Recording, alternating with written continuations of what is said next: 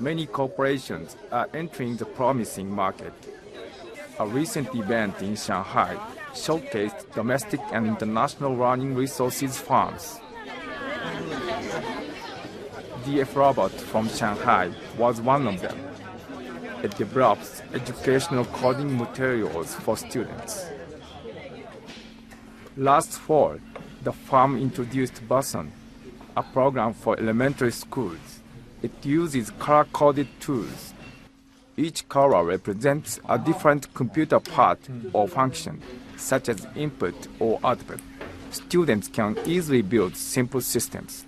Programming is actually is behind AI. All you need to utilize AI, you need to program it.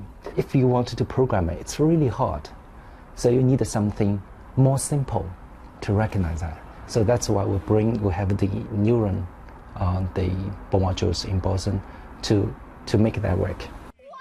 Children in China are increasingly being exposed to programming education. In the country's quest to become the global leader in AI, we can expect to see the rise of more coding kids.